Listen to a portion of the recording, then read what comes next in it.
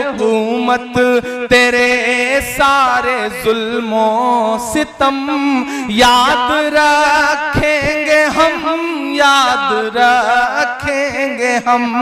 Lockdown के वो जानलेवा करम याद रखेंगे हम, याद रखेंगे हम।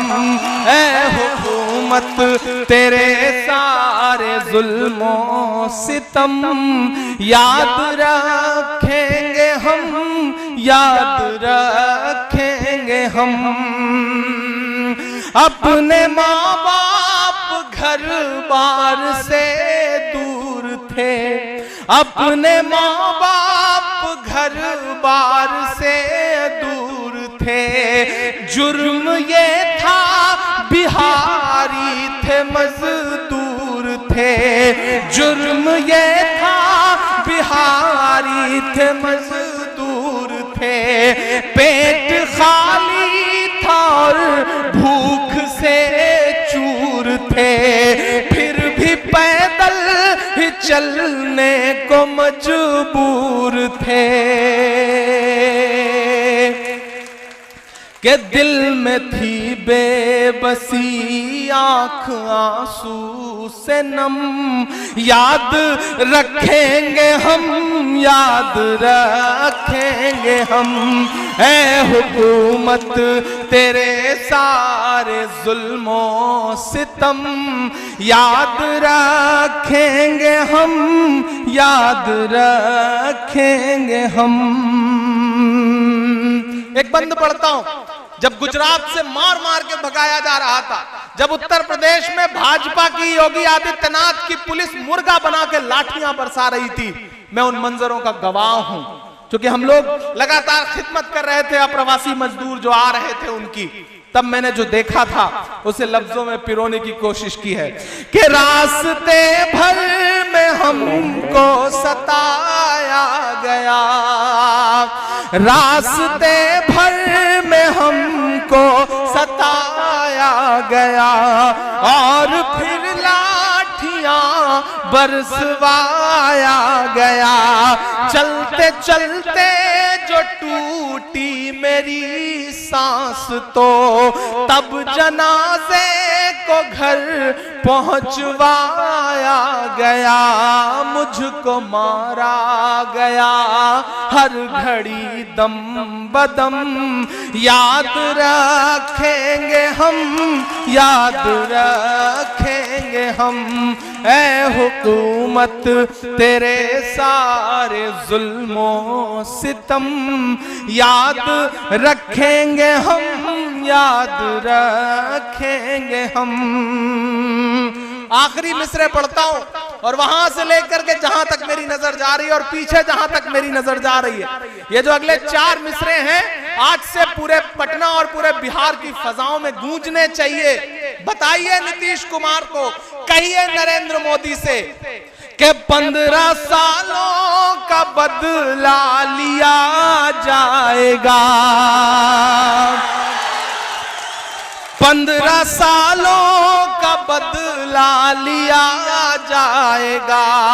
सब सवालों का बदला लिया जाएगा, सब सवालों का बदला लिया जाएगा। चलते चलते जो थे पाँव में पड़ गए, ऐसे छालों का बदला लिया जाएगा।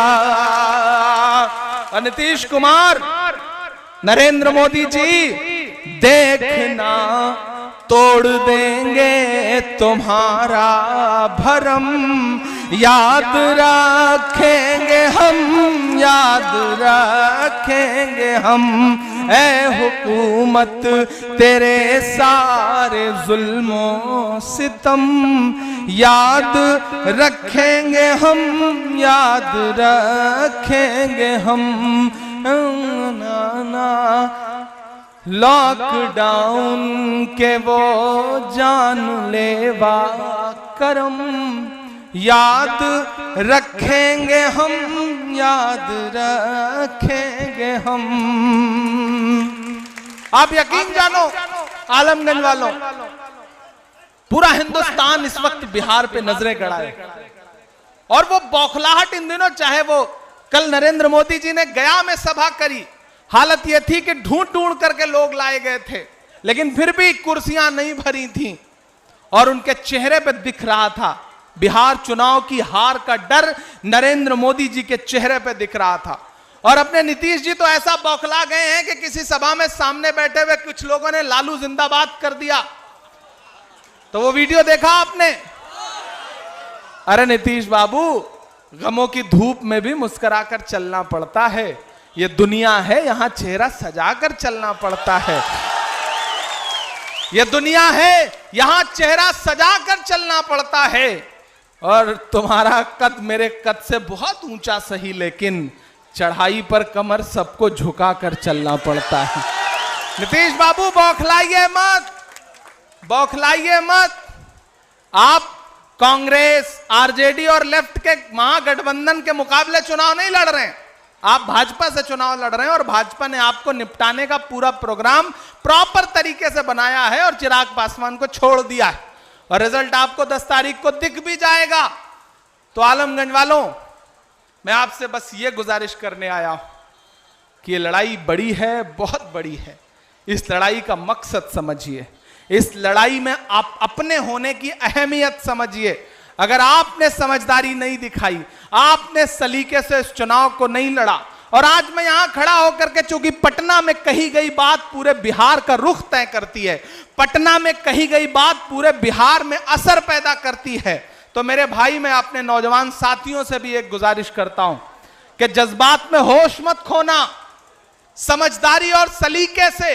सोशल मीडिया भी एक बहुत बड़ा जरिया है, उस जरिए को अपना हथियार बनाइए, और वहां भी जाकर के महागठबंधन को लेकर के जो माहौल है, मैंने कहा ना, 1-2 विधायक चुनने की लड़ाई नहीं है। मैं उत्तर प्रदेश से आता हूं, मैं महसूस करता हूं कि सरकार का मतलब क्या होता है, मैं जानता हूं कि सरकार के न होने का दर्द क्या होता है, मैं जानता हूं कि सरकार जो चाहती है वो कर गुजरती है।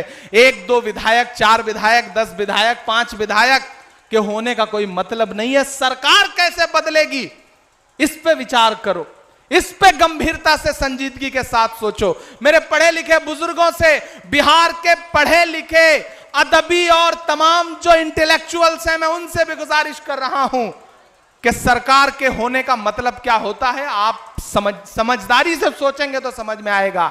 इसलिए विधायक नहीं, सांसद नहीं, सरकार बदल रही है इस बार बिहार की, तो उसमें अपनी हिस्सेदारी जताइए, उसमें अपनी हिस्सेदारी जताइए।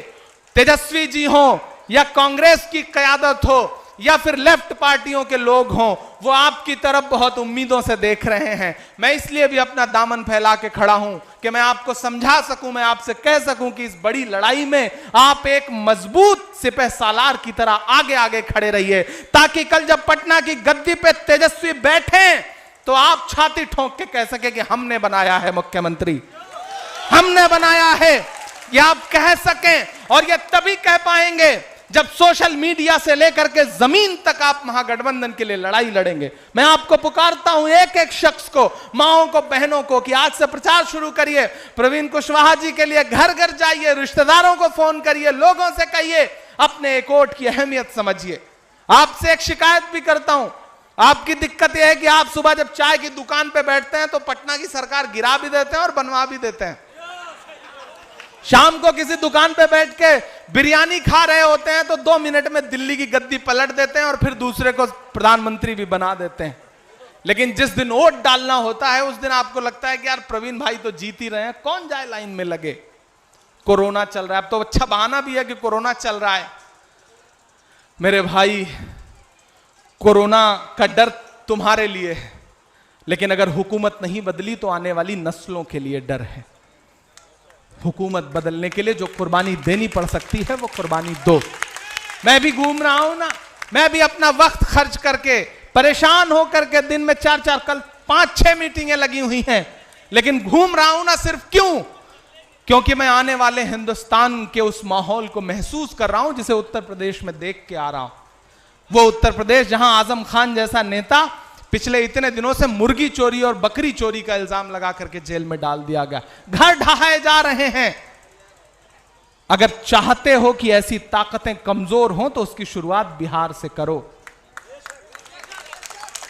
पूरे देश की नजरें तुम्हारे ऊपर हैं, जज्बात में मत बहना। कोई कितना भी समझाए, बस एक बात कहना कि हमारा इशारा बिल्कुल, जो अफजल इमाम साहब ने कहा कि हमारा निशाना जो है मछली की आंख पे है। हमें मुख्यमंत्री बदलना है, और मुख्यमंत्री तब बदलेगा जब विधायक बदलेगा। मुख्यमंत्री तब बदलेगा जब महागठबंधन का विधायक जीतेगा, और वो विधायक कैसे जीतेगा आप जानते हो। मेरी नई नस्लों, इसमें बहुत सारे लोग ऐसे होंगे जो पहली बार वोट देने जा रहे होंगे, बहुत सारे बुजुर्ग ऐसे होंगे जो ये सोचते होंगे कि यार एक वोट से क्या हो जाएगा, कौन जाए, प्रवीण तो चुनाव जीत ही रहे हैं। नहीं, अपने एक वोट की अहमियत समझो। तुम्हारे हाथों में जो ईवीएम का बटन दबाने की